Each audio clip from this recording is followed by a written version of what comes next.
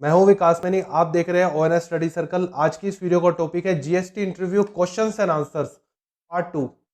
इसमें हम बहुत सारे इंटरव्यू में पूछे जाने वाले क्वेश्चंस कवर करेंगे, जैसे इनपुट टैक्स क्रेडिट सिस्टम क्या होता है, रिवर्स चार्ज मैकेनिज्म के बारे में बताएं, अगर अनरजिस्टर्ड डीलर से सामान खरीदते हैं तो क्या होता है, एचएसएन कोड का मतलब क्या है, टर्नओवर का क्या मतलब है और टर्नओवर की लिमिट क्या है, डिफरेंस बताएं एग्जम्प्ट और रिलेटेड सप्लाई में।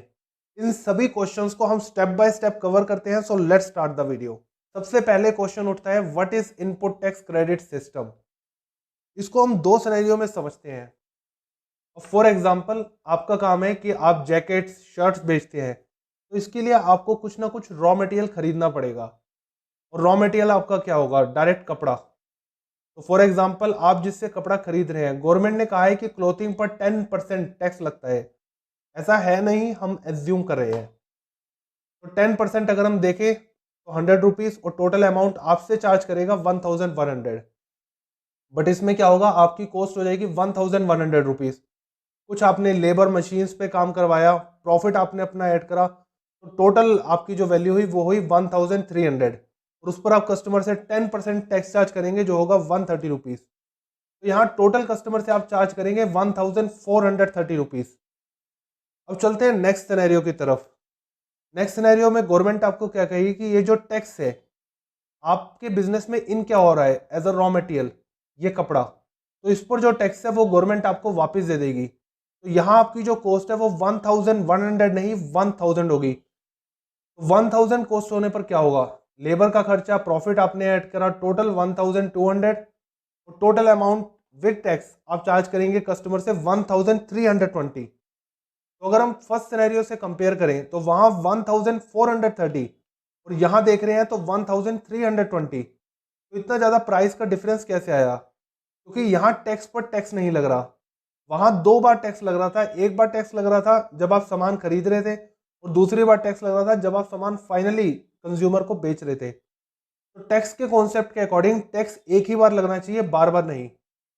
अगर ये सामान कस्टमर खरीद रहा है और उसको कंज्यूम कर रहा है तो यहां इस पर टैक्स लगेगा।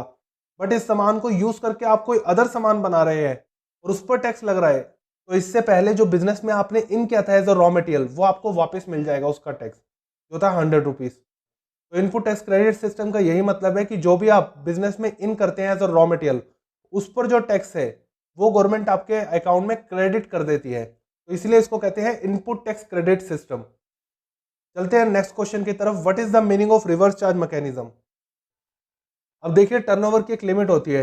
अगर इस लिमिट तक रजिस्ट्रेशन करवाने की कोई जरूरत नहीं है, बट अगर इस लिमिट से एक्सीड करते हैं या इस लिमिट तक पहुंचते हैं, तभी रजिस्ट्रेशन करवाने की जरूरत है। बट फॉर एग्जांपल, आप जिससे सामान खरीद रहे हैं वो इस लिमिट में है कि वहां उसे रजिस्ट्रेशन करवाने की जरूरत नहीं है। बट वो जो सामान बेच रहा है वो टैक्सेबल है, उसे रजिस्ट्रेशन करवाने की जरूरत नहीं है, तो वो तो जीएसटी आपसे चार्ज नहीं कर सकता। वो आपको 1000 रुपये का सामान 1000 रुपये में बेच देगा। बट आपका भी बिजनेस है और आपने जीएसटी में रजिस्ट्रेशन करवा रखा है, तो ये जो सामान आपने 1000 रुपये का खरीदा, इस पर जो टैक्स होगा वो आप जमा कराएंगे गवर्नमेंट को।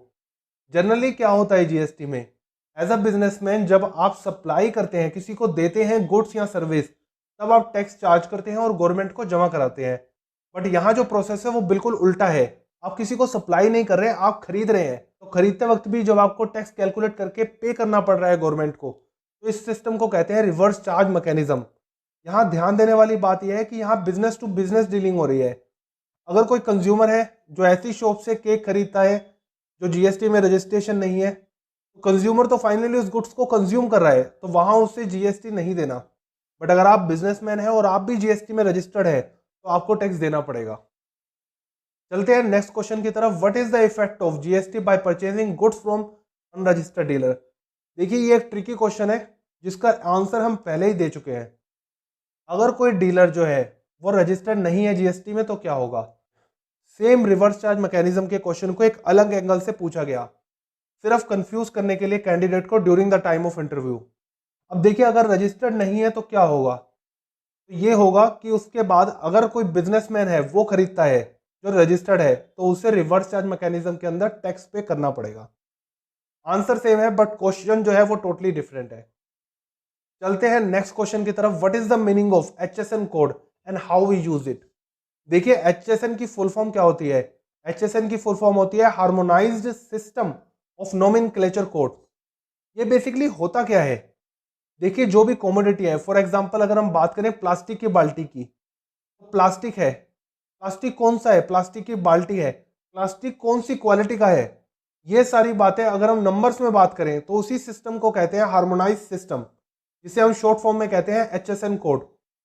ये HSN कोड 1 अप्रैल 2021 से अगर आपका टर्नओवर 5 करोड़ तक है तो B2B है तो 4 डिजिट्स, B2C है तो 4 डिजिट्स, बट ये ऑप्शनल है B2C के केस में। B2B होता है बिजनेस टू बिजनेस, जैसे मैं भी बिजनेसमैन आप भी businessman, business to business transaction हो रही है तो B2B। मैं कंज्यूमर हूं आप बिजनेसमैन हैं, मैं आपसे कुछ खरीद रहा हूं तो बिजनेस टू कंज्यूमर डीलिंग हो रही है। तो अगर 5 करोड़ से कम टर्नओवर है तो बिजनेस टू कंज्यूमर के केस में 4 डिजिट्स मेंशन करना ऑप्शनल है। अगर टर्नओवर 5 करोड़ से ज्यादा है तो कोई भी हो, चाहे बिजनेस टू बिजनेस या बिजनेस टू कस्टमर, 6 डिजिट का हार्मोनाइज कोड मेंशन करना बहुत कंपलसरी है।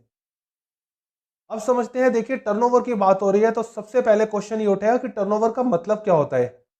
टर्नओवर का मतलब ये होता है, जैसे हमने देखा जीएसटी का मतलब क्या है, जीएसटी का मतलब है सप्लाई ऑफ गुड्स और सर्विस। किसी भी तरह की गुड्स या सर्विस की आप सप्लाई करें, चाहे वो एक्सपोर्ट इंपोर्ट हो, एग्जम्प्ट हो, निल रेटेड हो या फिर टैक्सेबल हो, उस पर जो भी अमाउंट बनेगा उसमें जो जीएसटी चार्ज होगा वो इंक्लूड नहीं होगा। अगर आप रिवर्स चार्ज में कुछ पे कर रहे हैं, क्योंकि देखिए अगर मैं किसी को रिवर्स चार्ज में पे कर रहा हूं तो वो मेरी सप्लाई नहीं है, वो तो मैंने खरीदा है। जैसे हमने देखा रिवर्स चार्ज में हम कब पेमेंट करते हैं, मैं अगर किसी से कुछ खरीद रहा हूं जो अनरजिस्टर्ड है तो उस खरीदे हुए सामान पर भी मुझे टैक्स पे करना पड़ता है, तो वो खरीदा हुआ सामान मैंने किसी को सप्लाई नहीं किया, तो इसलिए इसको एक्सक्लूड किया जाता है रिवर्स चार्ज मैकेनिज्म की सप्लाई को। तो इसलिए टोटल अमाउंट यहाँ कितना होगा 1000, इसमें जीएसटी का जो चार्ज है वो इंक्लूड नहीं होगा। But export import exempt nil rated या टैक्सेबल सप्लाई, ये सभी फैक्टर्स इंक्लूड होंगे, क्योंकि मैटर नहीं करता आप एक्सपोर्ट इंपोर्ट कर रहे हैं टैक्स लग रहा है गुड्स पे या नहीं लग रहा। बट यहाँ क्वेश्चन उठता है एग्जम्प्ट और निल रेटेड ये है क्या। तो हमारा नेक्स्ट क्वेश्चन है एग्जम्प्ट और निल रेटेड सप्लाई में क्या डिफरेंस है। इसको समझते हैं एक एग्जाम्पल से। अब देखिए एग्जाम चल रहा है, एक स्टूडेंट को बोला कि आपको एग्जाम देने की जरूरत नहीं है आप जाओ, तो वो तो टोटली एग्जम्प्ट हो गया, उसको एग्जाम देने की ही जरूरत नहीं है। या फिर उसको बोला कि आपको एग्जाम देने की जरूरत है ही नहीं, आप कभी एग्जाम मत देना, आपके ऊपर ये एग्जाम एप्लीकेबल ही नहीं होता, तो वो टोटली एग्जम्प्ट हो गया, हट गया कि उसको कभी भी ये एग्जाम नहीं देना होगा, तो वो टोटली एग्जम्प्ट हो गया। बट दूसरे केस में हम देखें, अब जैसे क्लास का एक मॉनिटर है, एक पर्सन को खड़ा कर दिया गया, उसको बोल दिया गया कि अभी आज ये एग्जाम आप मत दो, बाद में दे देना या फिर कभी दे देना बट अभी मत दो, तो अभी ये हो गया 0% टैक्स। तो अगर हम टैक्स की फॉर्म में समझे तो एग्जम्प्ट क्या होता है कि जो टोटली जीएसटी से हटा दिया गया उस पर टैक्स नहीं लगेगा। बट निल रेटेड का मतलब क्या है कि टैक्स तो लग रहा है बट 0% से। इन फ्यूचर अगर गवर्नमेंट को लगे तो इसकी जो टैक्स रेट है वो चेंज कर सकती है, 5%, 12%, 14%, वट एवर द गवर्नमेंट में डिसाइड। तो दैट मीन्स इसे टैक्सेबल किया जा सकता है बट एग्जाम जो है वो टैक्सेबल नहीं है, वो तो हटा दिया गया है। तो यही एक मेजर डिफरेंस है एग्जम्प्ट और रिलेटेड सप्लाई में। चलते हैं नेक्स्ट क्वेश्चन की तरफ। What is the meaning of receipt of payment. समझते हैं इसको एक एग्जांपल से। अब देखिए कि इंश्योरेंस एजेंट आपके पास आता है, आपको इंश्योरेंस पॉलिसी बताता है, आप इंश्योरेंस खरीद लेते हैं, एक फैमिली हेल्थ कवर आप खरीदते हैं और आपको बताया गया कि इंश्योरेंस प्रीमियम जो है आपने पे किया है 20,000, उसका बेनिफिट आपको 5 सालों तक मिलेगा। बट यहाँ ये समझना जरूरी है कि टैक्स इनवॉइस कब दिया जाता है। देखिए जब भी कोई बिजनेसमैन गुड्स या सर्विस की सप्लाई करता है तो उसके साथ वो एक इनवॉइस देता है जिसे कहते हैं टैक्सेबल इनवॉइस, जहां जीएसटी या टैक्स के रेट मेंशन होते हैं। बट यहाँ तो अभी गुड्स तो कोई दिया नहीं और जो सर्विस है वो अभी देनी है, दे नहीं, तो इसलिए यहाँ टैक्सेबल इनवॉइस तो इशू नहीं हो सकता। तो यहाँ इशू होता है receipt of payment. That means एक पेमेंट का प्रूफ कि आपसे पेमेंट जो है वो इन्होंने रिसीव कर ली, और इस पर भी जीएसटी मेंशन होता है, टैक्स रेट सब कुछ मेंशन होता है। बट ये टैक्सेबल इनवॉइस इसलिए नहीं है क्योंकि अभी तक इन्होंने सर्विस अभी आपको दी नहीं। चलते हैं नेक्स्ट क्वेश्चन की तरफ जो बहुत ज्यादा इंपॉर्टेंट है और जनरली पूछा जाता है इंटरव्यू में कि टर्नओवर की लिमिट क्या होती है जीएसटी में रजिस्टर के लिए। तो सबसे पहले इसको स्टेट वाइज बांटा गया है। मणिपुर, मिजोरम, नागालैंड, त्रिपुरा 10 लाख। अगर 10 लाख तक टर्नओवर है, जैसे हमने टर्नओवर की डेफिनेशन को कवर किया वही यहाँ एग्जिस्ट करेगी। तो अगर टर्नओवर 10 लाख तक है तो जीएसटी में रजिस्ट्रेशन करवाने की जरूरत नहीं है इन स्टेट में। अरुणाचल प्रदेश, मेघालय, पौंडीचेरी, सिक्किम, तेलंगाना या उत्तराखंड, उसमें यह लिमिट 20 लाख है। और अदर्स की बात करें तो अदर्स में अगर गुड्स या सर्विस में डील कर रहे हैं तो 20 लाख, सिर्फ गुड्स में डील कर रहे हैं तो 40 लाख। ऐसा इसलिए है क्योंकि जो सर्विस है, सर्विस में देखिए आपकी जो कॉस्ट है वो ज़्यादा नहीं होती। जैसे फॉर एग्जांपल मैं आपको कोई कंसल्टेंसी दे रहा हूँ तो उस कंसल्टेंसी का जितना भी चार्ज है वो सारा का सारा मेरा प्रॉफिट है, सिर्फ मेरा एफर्ट लगा, थोड़ी मेहनत लगी। बट गुड्स में कॉस्ट भी लगती है, इसलिए यहाँ ये लिमिट 40 लाख है और अदर केसेस में गुड्स और सर्विस के केस में 20 लाख। बट देखिए गुड्स में अगर आप बेचते हैं आइसक्रीम, एडिबल आइस, टोबैको, पान मसाला, तो ये लिमिट 40 लाख नहीं होगी, ये लिमिट हो जाएगी 20 लाख। तो ये रजिस्ट्रेशन की लिमिट है जिसे हम कहते हैं turnover limit to register in GST. तो आज की इस वीडियो में हमने जीएसटी के इंटरव्यू से रिलेटेड बहुत सारे इंपॉर्टेंट क्वेश्चंस कवर करे। I hope you like this video. और ओएनएस स्टडी सर्कल की कम्युनिटी से जुड़ने के लिए इस चैनल को सब्सक्राइब करें, इस वीडियो को लाइक और शेयर जरूर करें। Thanks for watching.